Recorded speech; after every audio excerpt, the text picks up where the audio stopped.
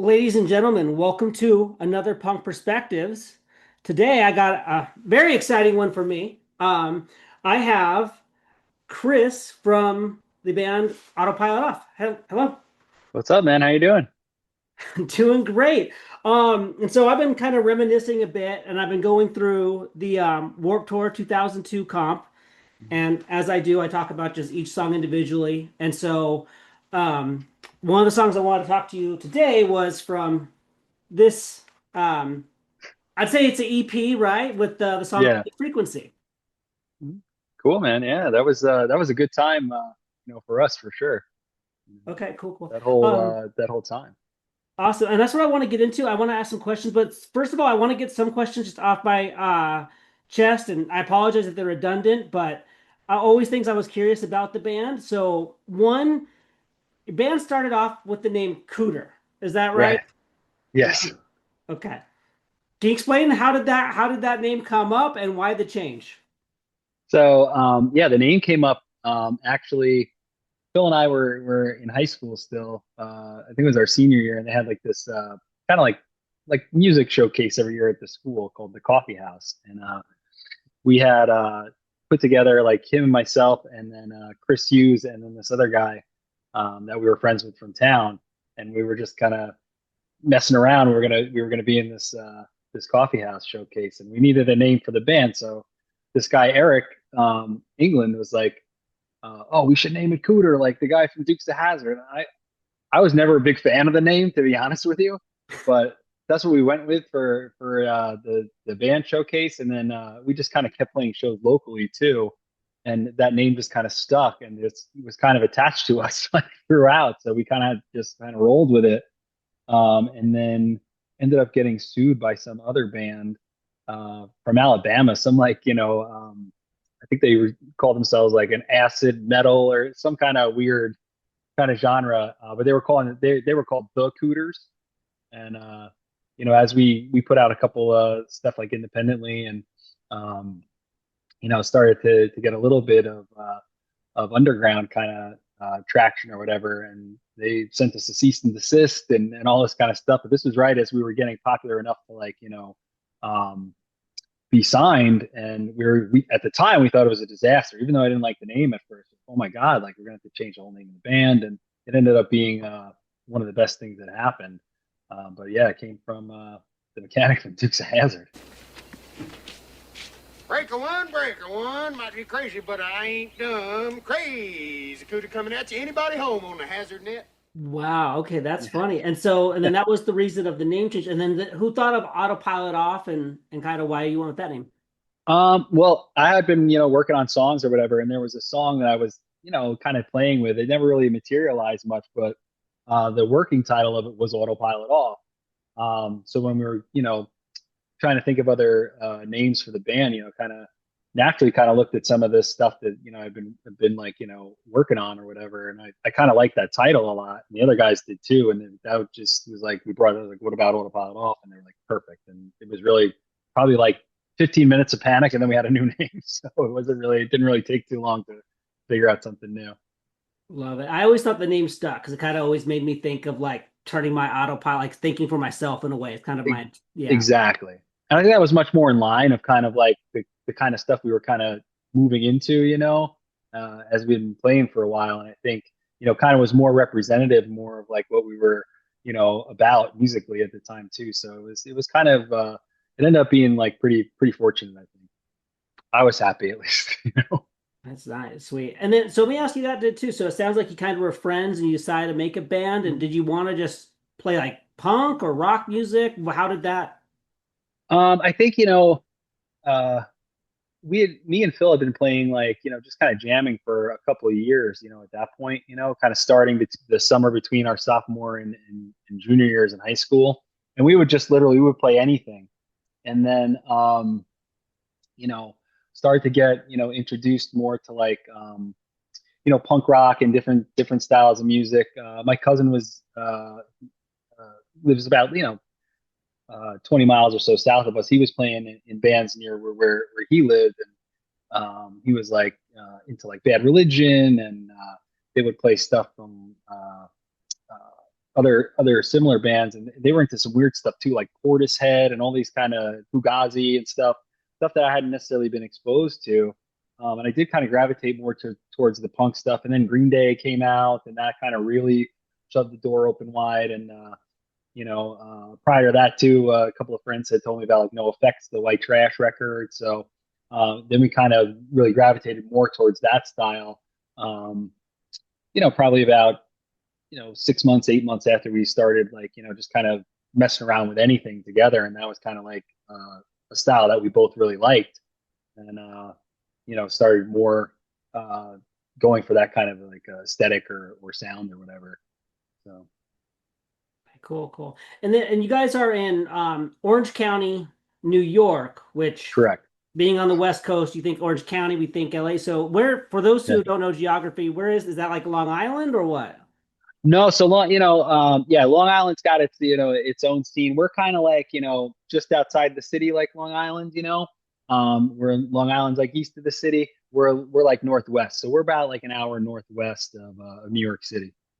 Okay. So like suburban New York. Got it. All right. And then jumping into you guys were this EP that came out too, you guys were on Island. Yeah. Record. That's kind of a big deal. How'd you guys get on there? That's a good question. We had done like a full length release with this like startup label. It was like, .com time, and there was all these different things like popping up, and this one guy had started some kind of internet media company, and he wanted to incorporate music into that too, and he was very into punk rock, so he created this label called like Fast Music. So we put out a full length record on that in like 1998, and then we were just kind of touring, regionally and up and down like the East Coast, like pretty constantly. And then we were looking, we kind of wanted to do more, so through playing and at that time, that's kind of how you got stuff out. This was like pre streaming and internet and all that kind of stuff. It was, internet was in its infancy, so the way we you had to do stuff was just get out and play. So we were playing like crazy, trying to find kind of a home for our band. We got a chance then in 2000. We did a split with Slick Shoes on Fueled by Ramen, which was awesome, and that really helped. And then we were kind of weren't getting a ton of like interest like other than that, like independently. So we in the summer of 2001, our guitar player Chris Hughes had an opportunity to go out with H2O, who was always they were from obviously New York City, and they were always like big. They were like our big brother kind of. They had we had played some shows with them. They took us on a few tours too. It seemed like we were always kind of crossing paths with them. They were going on Warped Tour 2001. We were kind of like, we got to write some more songs, do some more demos, and let's see what we can do. So he went out on the Warped Tour with them, and Phil, Rob, and I were kind of,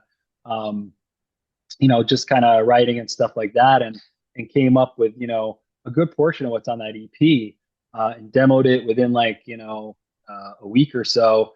FedExed it to Chris on the Warped Tour, and he started passing it around, and then all of a sudden we started getting like more interest, and then as that kind of buzz started building, we started getting other types of like interest from like major labels too, and honestly more majors still than indies, at least overtly. And then they just ended up being like where we felt the most comfortable at the time, of the potential places we could go, and we felt like it was time to make another record and record some new music, and that kind of was like the most direct path to doing so. So we signed with Island, and then did the EP. Sweet. And then so kind of me back to that. So you guys went on the Warped Tour in 2001 then, or was it 2002 the first? No, 2002 is when we went. Chris was out there kind of tour managing H2O, and then also networking at the same time, passing around like some of our material that we already had recorded. And then when we demoed the new songs, then he started passing that stuff around. And that was kind of like a a real turning point for us because, at that time I felt like, our songwriting, our playing, all that stuff started to really click. And we started to really kind of find who we, really wanted to be and who we were, as musicians and stuff. And it was reflected in what came out, it was almost kind of unconscious, like magical how those demos came out and they sounded really good and um, ended up getting a lot of interest and things really started taking off like that, right after that summer. Man, yeah. And so let's go in on like a time travel a little bit there, Mhm. even more. So 2002, Mhm. your band's on Warped Tour. What was it like? Because you could, I know it's, so what was your experience with Warped Tour? You like it? Was it chaotic, too chaotic? What's up? I was super excited. Like we had done, in previous years, I think in 1999 or 2000, we had done like a few dates, like either like two or three Florida dates or something like that. And it was awesome. Um, and then in 2002, we ended up doing like, I think like 90% of the tour and like had to bust the whole thing. It was like complete like mind blowing, like fantasy kind of stuff. So it was an amazing experience and crazy and chaotic and everything that you hear people talk about the Warped Tour being. It was like the punk rock summer camp and you know we were sharing a bus too with a lot of different rotating casts of characters. We had um, Movie Life I think was with us for like the first leg of it, and then Brian from Brand New, I think, was filling on drums for them at the time, so he was on there. We had one of the street team guys from the record label, so we had this like packed house, rolling, and it was great. We got a chance to see up close like a lot of bands that we loved, and got a chance to interact with them, and it was awesome. It was really cool to kind of, it really felt like, oh my God, like we're really doing something here. So it was and like, getting a chance to see the entire country and all that kind of stuff. We had done that previously um to a degree, like touring around in the van and all that stuff, and continued to do so afterwards. But it that I felt really like was like the biggest thing that we could have done at the time in our minds, and probably one of the biggest things we ever ended up doing. And it was pretty formative experience. It was awesome. We had a lot of fun.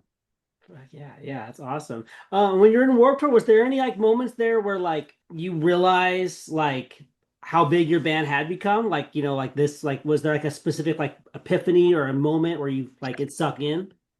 No, and I think that was still a time for us where like we were kind of on the slow and steady like ascent, so it was like, little by little we kept seeing like, bigger crowds and really in New York when we played the Randall's Island show. I mean, that was like one of the best and most active crowds and one of the bigger ones that we probably had played to. And it was dusty and it was dirty and it was, um, you know, everything that Randall's Island was for the Warped Tour. But that was probably like of all the shows we did on Warped Tour, probably like the most memorable of them.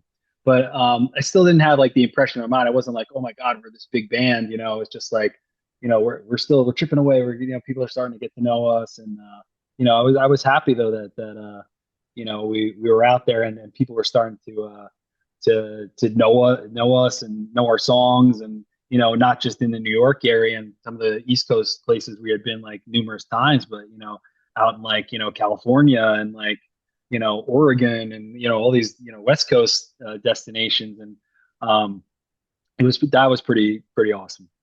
Fuck yeah, awesome. All right, so now diving into Nothing Frequency, because Mhm. now have you listened to the, and I got it here, this Warped Tour 2002 comp? Did you ever Oh, listen it's been a to while. it? Yeah, It's been okay. a while. Yeah, I Your remember it. your band, like it really sticks out. It's very clear, played so well, and then the lyrics just really hit. Like, so I guess when you wrote, I guess what was the writing style back in the day, or even if it still is? Do you guys do melody first and then lyrics? How did it evolve? That's a good question. I think most of the time I feel like the music would come first, just because I think the lyrics tended to be more reflective, so they would kind of lag behind a lot of times the music. And then there were a few instances where everything came simultaneously, like music, melody, lyrics. There was a few instances like that, and then a couple where you know I would have like kind of a narrative type idea almost that would be swimming around, and then we would practice something, and it would kind of fit the mood of what I was thinking or scribbling at the time. But Nothing Frequency was one of those ones where we kind of had the music first, and then the lyrics didn't come very quickly or short or long after. Rather, it came rather quickly. The words. So I always thought that the closer the words and the melody came with the music, whether it was simultaneous or immediately after, to me, I always thought those were our stronger songs. Where you didn't have to like deliberate and all this kind of stuff. And that was one of the ones where we had the music, and probably within like a day or two, the song was like pretty much done as far as a lyric and melody standpoint. So Okay, and so let me get on that. How long did it take you to get the lyrics in? oh, for Nothing Frequency, I'm gonna say probably like a couple days. A couple days. Okay, We were writing pretty quickly, and we were in a good like space at that time. So okay. And I will at some point here. I'm going to read I do like a Dead Poet Society. I'm going to read the lyrics back to you. It's very awkward, but I want to kind of get That's the meaning okay. of each stanza. But I guess off bat, do you kind of remember where those lyrics came from? One, they're very clever, but is it 100%. Yeah. Yeah. So that song was really kind of about like a loss of communication, and in a more specific sense, mainly between my father and I. You know, um, my parents had gotten divorced. Way before that was like in like second grade or whatever. My parents were both from New York originally and had moved to Denver.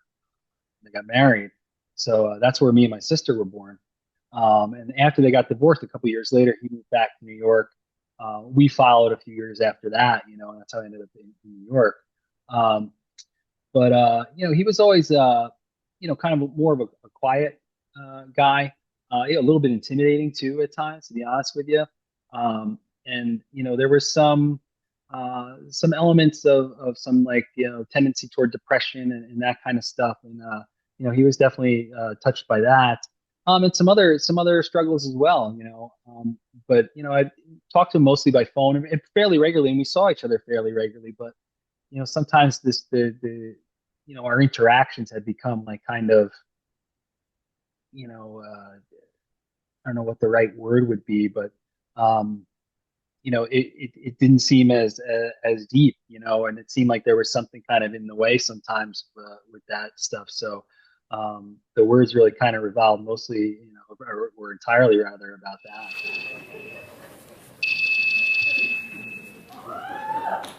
Oh, hey, what's going on, buddy?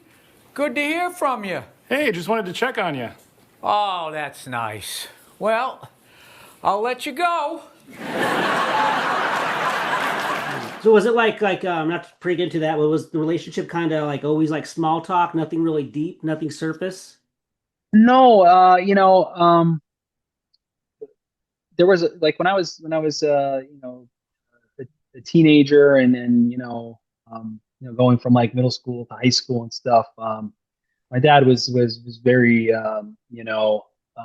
wise in a lot of ways, and was always kind of like trying to keep me aware of like dangers of different things, and kind of trying to prepare me, I think, for adulthood and being able to like make good decisions for myself and stuff like that. But then I think as I age, some of that kind of need for that guidance or whatever, not that it went away, but I think that role kind of diminished for him. So then it did become a little bit more surface as I got older. But he always did, have even, when I was older and into adulthood, he always did have like a lot of very profound pearls of wisdom too, and a lot of stuff that sticks with me, to this day, obviously, and stuff that I reflect on and I keep, close at heart. But on a day-to-day interaction, sometimes it would get kind of surface, like you're saying. He was a big baseball fan. There was a lot of Yankee talk, and a lot of times he would be talking too. And he struggled sometimes too with like his relationships at work and other situations like that sometimes. So he would be like, sometimes droning on about that kind of stuff. And, you know, and I would, uh, empathize or sympathize and give him my encouragement and stuff like that. But then there were times too, I do think, I know rather, he did have a tendency to drink at that time too. Sometimes I could hear him on the phone too, and I would hear the ice and that kind of stuff, and and that would kind of like, the conversation would kind of take a downturn with that too, and he would get slow in speech and that kind of stuff. So, and I was getting kind of worried, like, I was kind of worried for him in a way too. Like, I felt like, he was missing some happiness, you know, um, I was worried about sometimes his mental state, just in general, and I was worried, like, he was, lonely, and because he had been remarried briefly, but otherwise he lived relatively in a solitary state most of the time. Lived alone for most of the time after him and my mom split up. So that was kind of on my mind too. He was kind of more isolative. Man, see, and this is why I'm happy I do these things. Because, yeah, when I heard the song, I'm like a teenager, and it was more connecting because it was kind of a breakup song for me. Girlfriend, I felt Sure. alone, which Yeah. I still seems plays that part, but it's cool to know where these songs, come from and what was going on Yeah. in your life at the time. All right, okay, so now, like I said, I will get into the part where I will read the lyrics like back to you and I'll break it down stanza by stanza. Did want to ask though.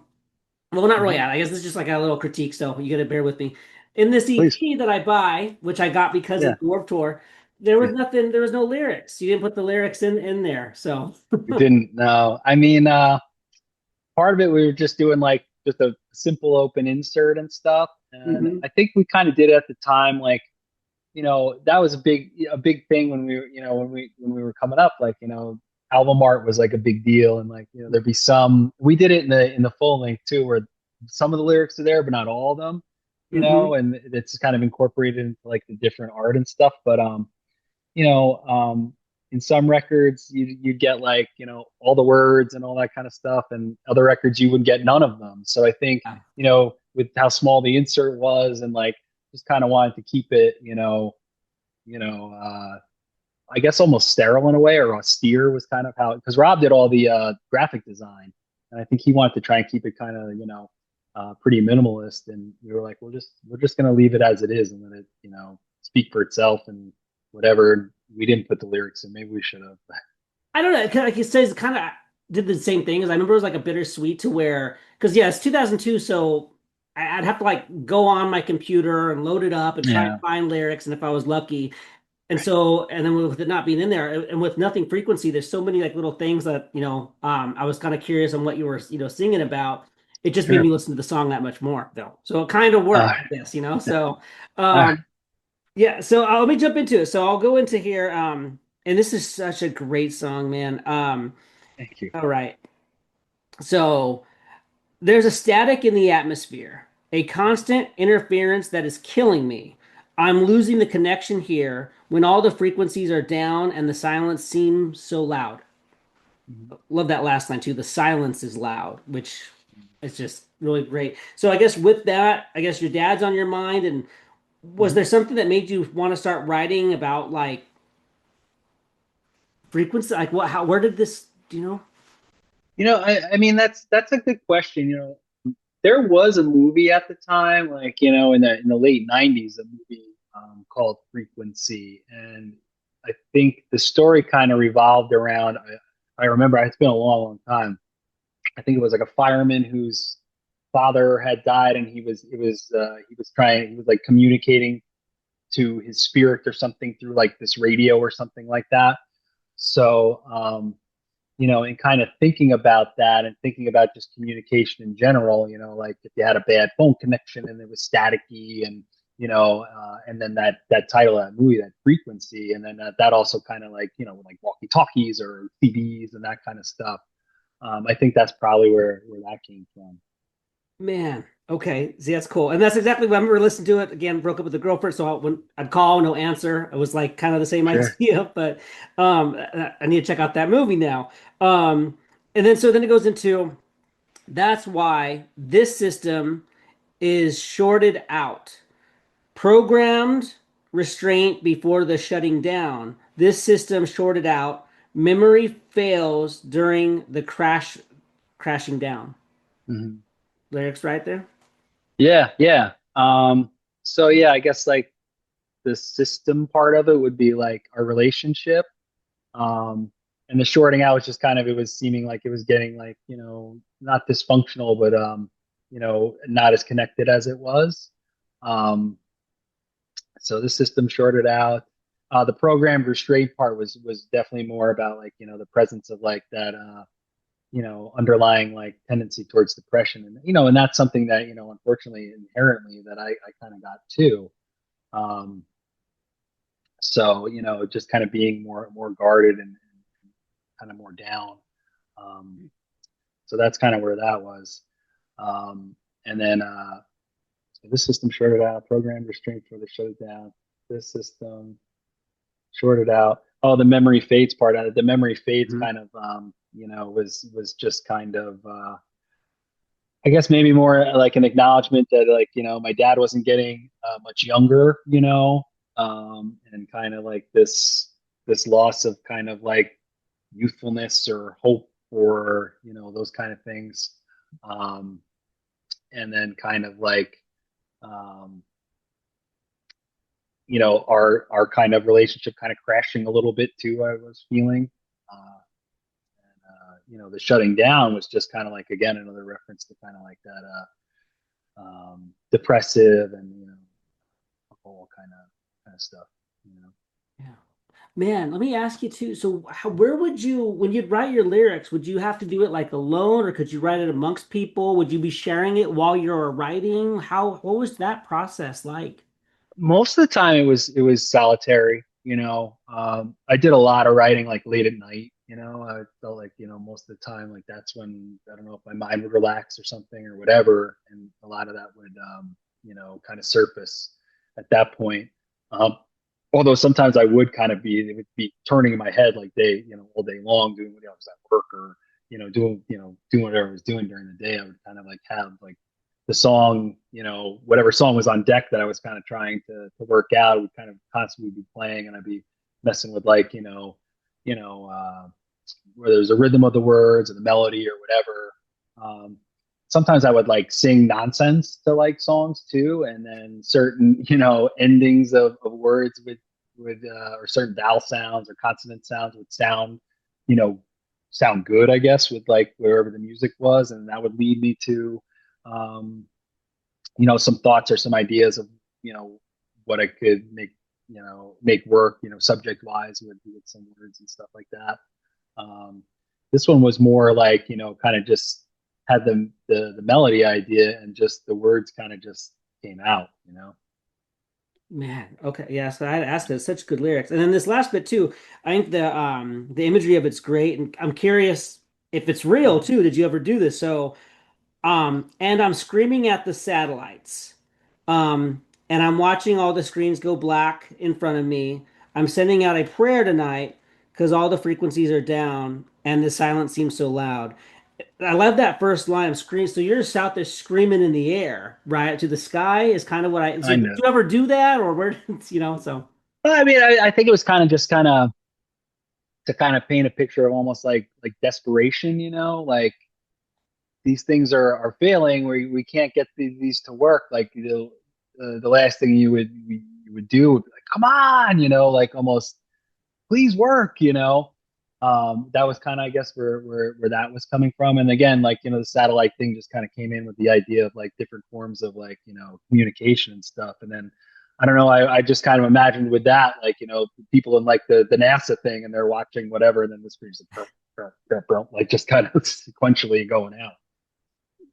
yeah, and that's exactly kind of what I was thinking too, because you hear it, and I've done it many times. You just like something doesn't work, you scream Yeah, explicit, at the sky or something, and, sure, sure.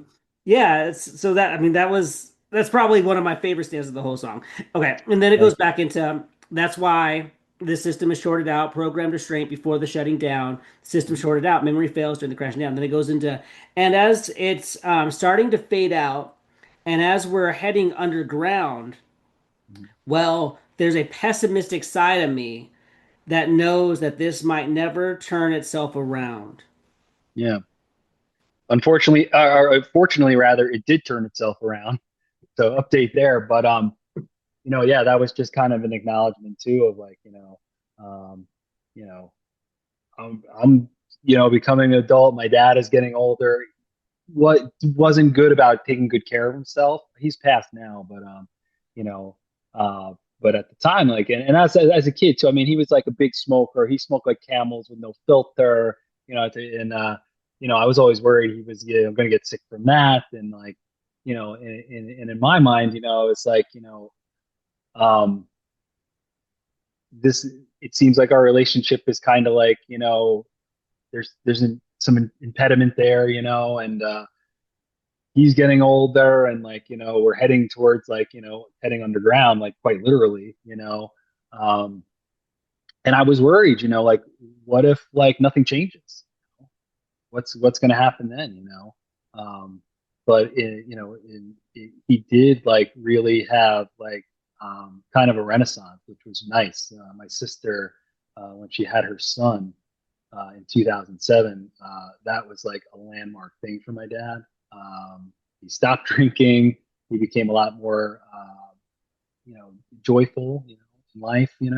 For him, he was still pretty reserved, but there was a lot more happiness, and there was a lot more, deeper interaction. And this all being said, I do want to say too, like, talking about all this stuff, he used to always, he came to every local show that we had.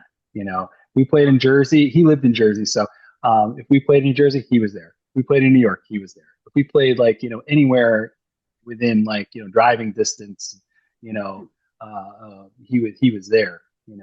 And he would be pretty stoic, like in the back, and it wasn't necessarily his thing, but he'd be like, "Oh, doing a good job. I was impressed with that. Yeah, it was good," or whatever. He was always like supportive in that way. He was a fixture at most shows. Like he was a scene guy. That's cool. That's cool. Because I was gonna ask, what was his music preference then? What was his thoughts of punk and all that? Yeah. Oh yeah, no, I think he was into like, what, and interested in what we were doing. But he was like a child of like the '60s. Like he loved. He used to tell me like, he loved the Who, he loved the Doors. He also liked some of those like, as you'd expect, kind of like downtrodden kind of artists like Leonard Cohen's and all that kind of stuff. Okay. He also was not very musical himself. Like he would tell you, he couldn't carry a tune with a handle on it. My mother, on the other hand, like is in a band now, so she's super musical. So I think that's where that came from. But punk was definitely like a new thing to him. But I think he was into like, the spirit of what we were doing. Yeah, that's real cool. That's real cool. And this is why I think the song is making sense to me now. Because obviously you were really feeling these lyrics as you were writing them. So and you can feel that in the song for sure. It's probably why it kicks so much ass. All right, and then that's, well, basically that is then the end of the song, where you repeat the chorus, right? And so you kind of talked about that. Man, so then the melody, everything came about it so great. Was this one of those songs that like once it completed, you kind of knew, oh, this is probably going to be one of our best songs? You guys have a music video for it, right? Like, yeah, how did I forgot about that. Yeah, we do. Yeah. I don't know. Like, I think at that time, like every new song was like the best song that we ever did. That was kind of like the feeling, but I always had a real big affinity for that one. In part, for the subject and the lyrical content. And I think we always tried to be conscious, or most conscious rather, of how is this going to be live? I think like, our style of music and the scene and stuff at that time, the live component of it was like so important. This song goes out to all you guys. Thank you so much.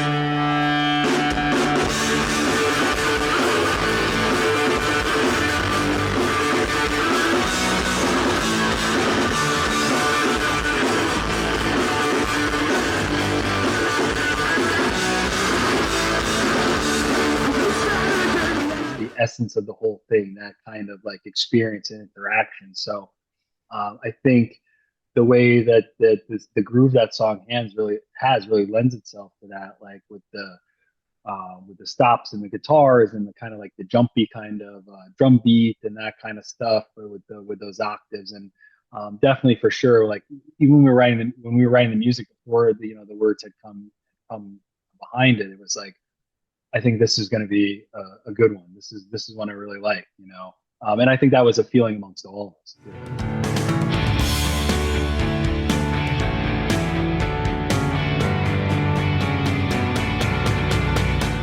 Yeah, it feels like it has like every right part for that song. And so with the music video too, you said you kind of forgot about it. Do you now trying to think back to it? Do you remember whose idea it was and for it to get radio play? Because I'm pretty sure I heard this on the radio too, and it had a video. Awesome. And, yeah. Um,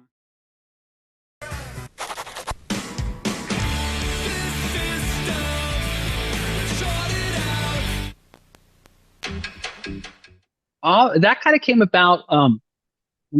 This was, I think, immediately prior to Warped Tour 2002.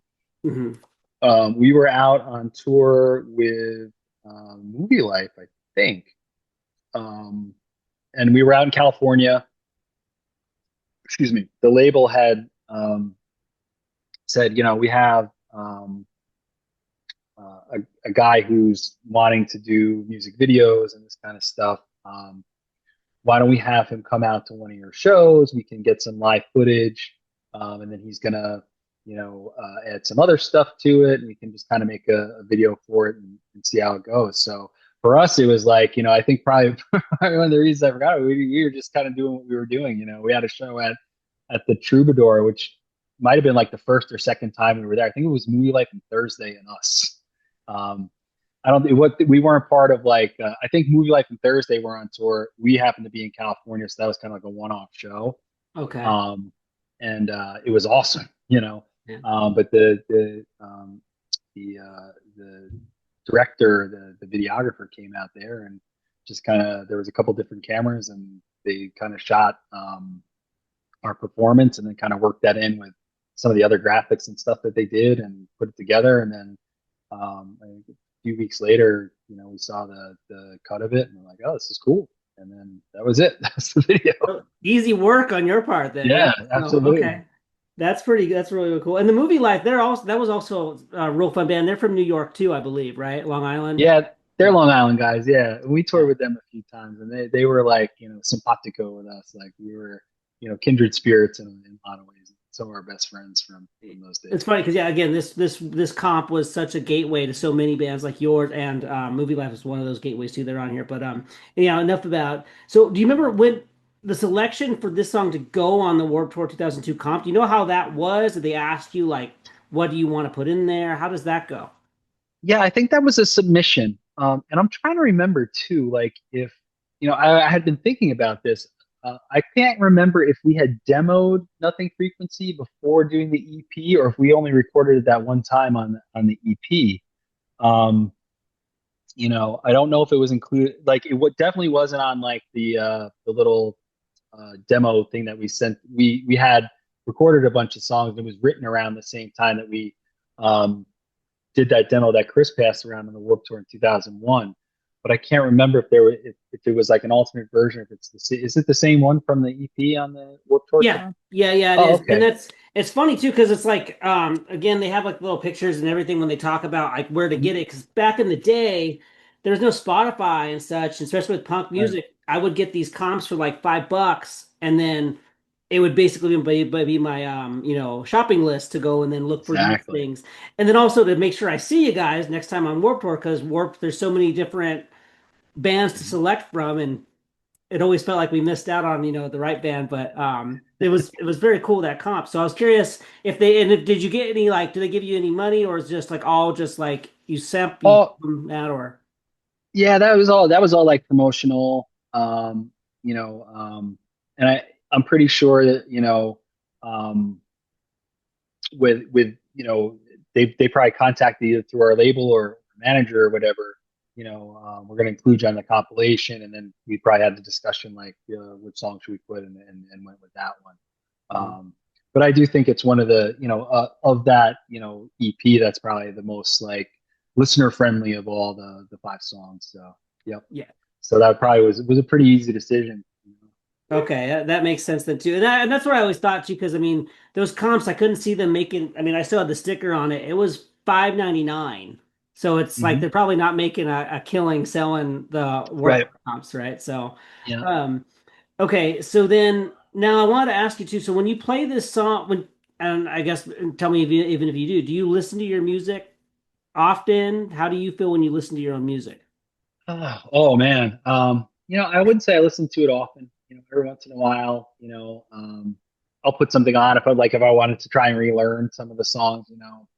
Um, uh, and I would say, how do I feel when I listen to it? It's a lot of mixed emotions, honestly. Like I'm really, sometimes I'll listen back like, oh, I wish we would have done this or that. So Okay. sometimes there's an element of that.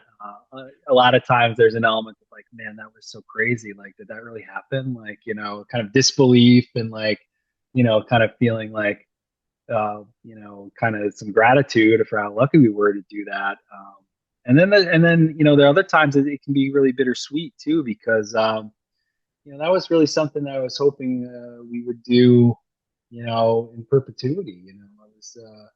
It was such a great opportunity to get to be creative and only creative, for a short period of time, and that's not something that is afforded a lot of people. But for a couple of years, that's all we did, and we were able to live and and not have to do other things, and really were consumed by it. That was something that I really loved. But later in the band too, I think with other pressures and our own expectations and the expectations then of others, and then a giant corporation now too. Mhm. That kind of soured things at times a little bit. So sometimes you listen back. Sometimes I feel like I wish we could have done more. And not to say I'm regretful or anything about it. Just wishing I could have, that we could have made something more of it, or reach more of our goals or a vision for that. Yeah, And let me and ask then you this. yeah, Oh, go ahead. sorry. Well, I think it might be leading into it, and if I'm wrong, I'm off. I was curious on that because as a fan, I think you guys never really broke up, but it was like a hiatus, right? From Yeah. 2005 till 2020, maybe, right? What led to that? Well, I think the EP came out. Like I said, we were kind of on this steady kind of like ascent and everything. And the EP came out, and we did the Warped Tour, and then we did like 3 huge tours, like from September to like Christmas. I think it was like we did Snapcase with Atreyu, when then right from that we went into uh, Good Charlotte and Simple Plan, and then right after that we went to the Atari. So we just kind of like around the country on all these big tours, which was awesome. But at the same time, like all of us and me especially, I like did like a lot of the writing too. And as we were more on the road, that kind of responsibility went to more of a collaborative effort when we would be at home, like between tours. Like people would come over my house, we would jam in the garage, or my mother's house, right? Jam in the garage. We would be making songs, and it was a lot more kind of a collaborative effort. And as we got more into like heavy duty touring, that a lot of that responsibility kind of shifted to me, even though I had like a lot of the ideas when we were doing songs before that. It kind of seemed like more, it was like the 4 of us more so. And as we, were doing that touring, knowing we had to then produce a full length record, and me kind of feeling like, I wasn't the fastest writer in the world too. I was like really feeling the pressure and was really anxious and nervous about wanting to like, put you know, put my best foot forward, and so we could put our best stuff out and like, be successful and have as many, fans and listeners as possible, and a lot of that like wore on me. And two, I think, there was always kind of an acknowledgement too, in a realistic sense that like, hey, you're not on an indie label now.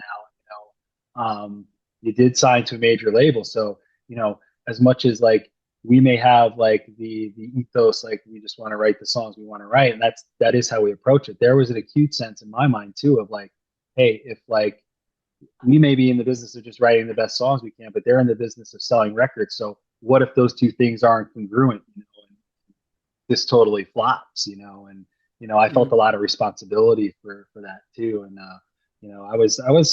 I was in pretty rough shape by the time we got to the end of that Atari store, to be honest with you, before we got into like the completion and of the songwriting, and then the pre-production, and then right into making the full-length record after that. So that was a very intense like 8-9 month period, and by the end of the touring part of that, I was in rough shape. I definitely the studio was a welcome break from that. I was like getting mental a little bit. Man, yeah, it sounds. I mean, and I know Warped Tour itself, from hearing it like day by day, Yeah. just constant going. That was fun. It's- That was all fun. It that was was fun. after that it started to get like, more scary. Okay. Wow. And I was going to ask that too. So let me make sure. When you wrote Nothing Frequency, do you kind of remember what you were listening to? Was there like any like band influences that to even have started, back in Cooter days, I guess. Oh yeah. What was the start? What was your influences? So when we first started the band, definitely like the standard, the Bad Religions, the No Effects, Lagwagon, all that Fat Record stuff. Um, uh, really liked, obviously Green Day was big. Mhm. Hardcore was a big thing like in New York too. So Rob was big into like Sick of It All and some of the New York hardcore bands and stuff like that. Um, then there was like Quicksand and those things too were big for us. I always loved the band Sensefield a lot. I don't know if that's going to be familiar to a lot of people, but they were on Revelation Records, and that was a band that like kind of really got me hooked early on, like this kind of space of music. That was introduced to me by a friend of mine in high school, Okay. and that was a band I love. The record, like if anyone hasn't heard Sensefield Building, that record is awesome. So I think the standard pop punk stuff, but I think we also kind of brought in some influences from hardcore. Snapcase, around the time we were doing the EP, I was really into like the designs for Automation by Snapcase, and I love the Sick of It All record that they put out on Fat. What the heck was the name of that one? Yours truly. Okay. That was awesome. H2O was always there too, and they were kind of like the flag bearers for the East Coast, breaking through on Epitaph and all that kind of stuff. So I think it was kind of a mixture of all that stuff. And Sensefield almost had like kind of an alternative sensibility too, like 120 Minutes era kind of, that show on MTV where they would show all the kind of, it wasn't a punk show, but it was like kind of college music and underground, like alternative. Those kind of things, I think we kind of found their way into how we wrote stuff. So kind of a weird mixture of like the standard like Fat Records, West Coast punk stuff, hardcore, some alternative, and post-hardcore stuff, all things in between. Okay. Okay. And that was, and you were listening to a lot of that still with Nothing Frequency when you're writing that, you're pretty sure. Yeah, and at the drive-in too, I really liked Relationship of Command when that came out also. So I think mostly I was probably listening a lot to Snapcase and the At the Drive-In record. I loved listening to that a lot. And then and Newfound Glory and stuff like that too. They had put out their self-titled record, the year before that, and we had actually known them from touring up and down the East Coast. Like we had played with them a few times in Florida. We played like Furnace Fest with them in Alabama, I think in summer of 2000 or 1999. And when we played with them in Florida, we did a couple of shows to like 12 kids, before they really started to blow up. And then we played with them again. They come through on a tour with Saves the Day. I got another one that we listened to a lot. All these great bands too. Yeah. Yeah, we played with them up in Connecticut, and that was kind of like, oh my God, Newfound blew up. Like, look at these guys. They were like, you know, it was exciting. But those were kind of the things. And I think Newfound is another band that kind of incorporated some of those hardcore kind of rhythms and, you know, guitar parts and some of that stuff. And it was really good at kind of blending that in with like the pop and the punk and that kind of stuff. So I think that's you know, a lot of bands, but that was kind of what was going on musically at the time, you know. But I think probably heaviest in my own personal rotation at the time was Relationship of Command and the Designs record by Snapcase. Good. And like I said too, what's nice, the song always stands out. One, it's like one of the first well, it's number 6 on the second disc of the album, and it comes up and it sounds less sloppy. You know, there's so many bands. I'm trying. I don't want to be like, because the other bands on there are so fun and everything too. But when your song comes in, it's like, well, you really know what you're doing. The song hits. Very, very clever lyrics. And so, kind of with all that said, I kind of asked you this before too, but I want to tone in on Nothing Frequency. When you hear Nothing Frequency today, does it hit you the same, or I guess how when you reflect, how do you reflect on it now? That song specifically. That song specifically, you know, I've always loved that song. That one never gave me any kind of sense of like any kind of like negative feeling. That song, anytime I heard that song, I was always like, I think that one in particular, you know, like I said, like the music and lyrics and stuff kind of came, you know, very close together. I feel like that one was one that just brought itself into existence just how it was supposed to be. Really captured, you know, how I was feeling. And then kind of, you know, with the knowledge that, you know, things did improve afterwards too. It's like, you know, to me, you know, a song I'll always love. And, you know, when I do hear it, I usually have, you know, very fond feelings of that time, writing that and making that song with the other guys. So, Yeah. yeah. Now I have a question here too. So the album was produced by Greg Nori. He's a name that's popped back up, gotten a little popular again. And so do you Yep. have any, do you remember what it was like working with him? What was that all like? He was pretty cool to us, you know. You know, I think, you know, that was kind of like more of a label decision at the time, you know, because we all had our own ideas of like, you know, oh, wouldn't it be awesome to work with like, you know, Mark Trombino, or wouldn't it be awesome to work with this person, or Steve Evans or something like that, you know. And we you know, we're talking about, you know, how we want to release music and stuff like that with the people at Island.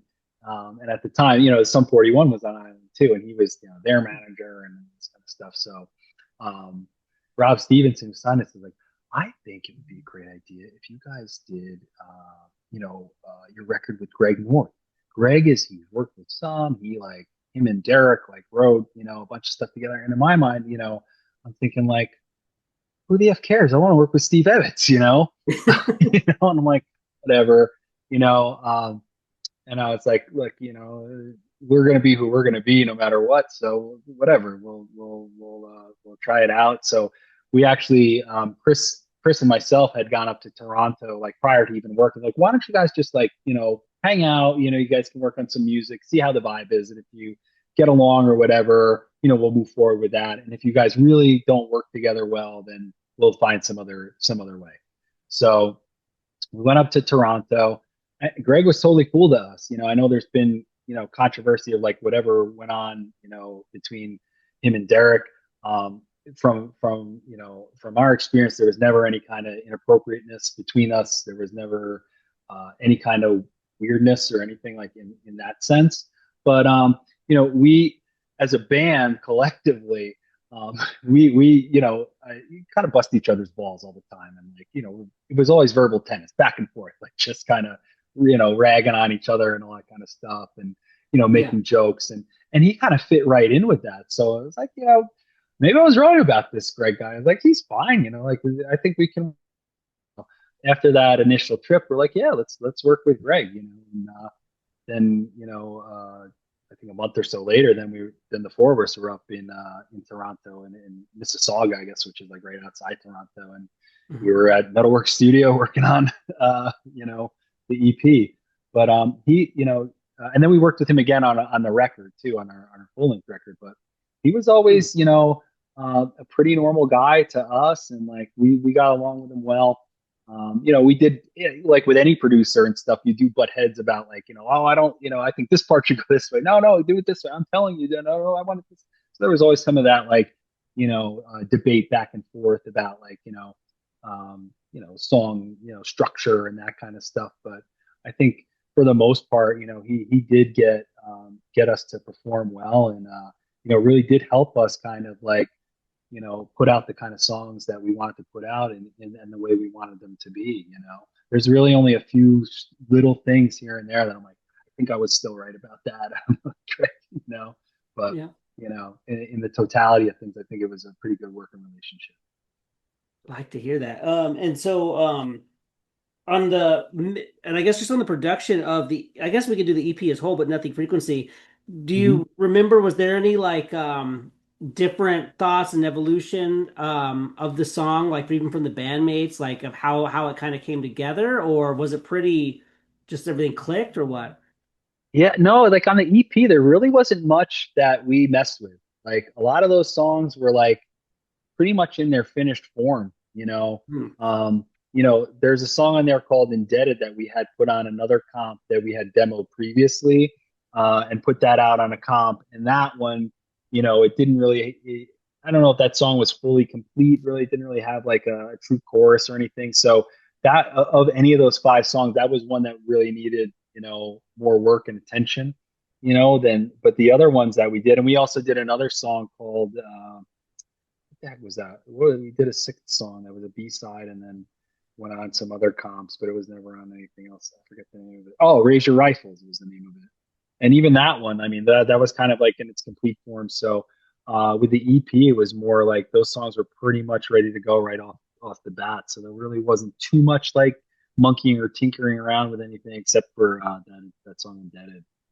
Man, okay. And then, so did I hear it right? So did you make most the EP was most based was the EP mostly done in Toronto? Yeah, fully. Okay. Yep. Wow. Question two. So I think almost on every Autopilot Off album, we get the Yeah. lock, the broken lock. The Broken Lock. Yeah. What's the story behind that? That was something Rob came up with. Rob is very like visually artistic. Had done graphic design. He had actually a graphic design company after we did the band. That was kind of like his next endeavor. So when it came time to think about the artwork for the EP, we were at Island and we were again with the legendary Rob Stevenson, sitting around with him and we're talking about like what do you how do we want this to look? And he had this kind of poster, like graphic poster in his office, and it was of a hand grabbing a knife, and it said "Be careful." It was just kind of like line art almost, kind of like the lock is. So it's just a solid kind of hand and a solid outline, solid outline of a knife, like very little detail, but obviously you could tell that's what it was. Um, and it came around like that's a pretty striking image. Maybe we should do something in that kind of aesthetic realm. And Rob was like, okay, and he kind of like digested all that, came up with this, and that was something that we all kind of really liked, and I liked the idea of the broken lock, and we kind of thought of that as like the autopilot's off, and then you're not locked into anything. The possibilities are endless or wide open. So I actually just got that finally a Oh shit. few Yeah, months ago. Yeah. So yeah. man. So, yeah. Yeah, again, I think it does. It gives that big feeling of like freedom and like mentally free as well with the autopilot off, you know. Right. Okay, I was always curious on where that came from and such. So Rob, okay. Yeah. Um, and I promise you I'm trying to wrap it up now. I know your time. No, it's fine. So the band, you guys got back together finally in 2020, right? Well, actually, we had gotten together like in 2011, Okay. and recorded a few songs, and then released an additional one of that like group of songs. But it had actually been written like almost a decade beforehand. Um, but we kind of got bit by the bug of kind of like, maybe we should try and just jam a little bit, at least release some music that, and I'm so grateful for this to this day. There's always seemed to been like persistent interest in the band. We're talking about like, I think 24 years ago is like when we're talking about when Nothing Frequency and all, Warped Tour and all that stuff was going on. And, it's a big 21 years since we like last played live, but there seems to be like, this persistent interest in the band, which is really cool. So, um, in like 2011, we were like, maybe we should, try jamming and, see if we can write some stuff. I don't know if we're going to play live again, but maybe we can put some stuff out and see how it goes. Um, you know, and I think at the time, we were thinking it was going to be a little easier than it actually was. You guys all live then, like still in New York, like, or so getting Yeah. together, is it difficult now, or is it? Geographically, we're all pretty close, with the exception of Rob. Rob did live near us. He actually married, a girl that Phil and I had graduated with in high school, and was local to here. So he lived locally here for a long time while he had his graphic design and shirt company here. Um, and then he eventually sold his business. His parents, he came from Binghamton, which is more kind of west of here by a couple of hours. It's like a big college town. But his parents, he's an only child. His parents, are getting older, and he was, having some, some, you know, desire to be closer to them. Um, and his wife actually works in like college administration. She ended up getting a job at the college, so he sold his business, and they moved up there. So we don't get as much opportunity to readily see him, but Chris, myself, and Phil, we probably live within 15 minutes of each other, and get together, just on a hangout basis fairly regularly. From a music standpoint, I think we're all pretty in deep with like the responsibilities and demands of our own day to day lives. Phil's got 4 daughters. I have one daughter, Oh and man. Chris has a pretty demanding job where he's traveling quite a bit too. So, I think in an ideal world, we'd like to be able to like get together more and have time to be available to all those things. But in the practical sense, a lot of our day to day and lives and families and responsibilities take up a lot of our time that we could otherwise use for music and that kind of stuff. But we do see each other pretty regularly. And actually, Chris is my brother-in-law. I met Chris because I was friends with my wife. So Oh wow. I see Yeah. him. Yeah, I see him at Christmas, Thanksgiving, Easter, and other things, by default. But he's also one of my best friends.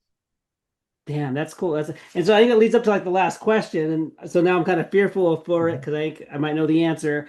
But can we expect more new autopilot off music coming forward? You know, I hope so. I still kind of write independently on my own, and you know, yeah, I have some ideas that are in various forms of completion and stuff like that. And Mhm. Phil and I do talk a lot about like wanting to like be more involved together and kind of writing and producing more stuff. That's kind of like what he's into is like audio production and all that. So he's really into the recording aspect of things, and we like to be creative together. Chris again is he's traveling quite a bit, so and Rob is far away, so it's tough for the four of us to be together. But I am hopeful to in the future maybe get some songs that are fully completed, and maybe there is an opportunity in the future where we can lay some more stuff down and release some more things. I would love to do that, and I'm hopeful that opportunity kind of develops. And I still do. Like I said, I'm scribbling constantly and jamming pretty regularly too, which I didn't do for long periods of time, but have been a lot more into, in recent years. So Man, I like to hear that. Like, so it's hopefully we can get it through. And then the further one, yeah, um, once you do that, do a West Coast tour, get out here so we can come see you again, that I'd love to do too. Mhm. That might be, more,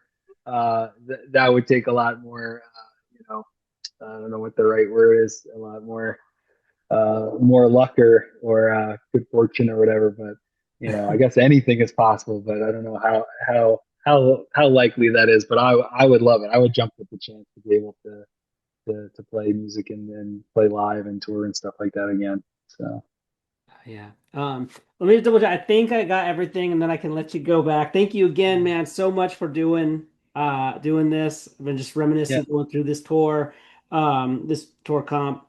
Yeah, music video we talked, so we got that.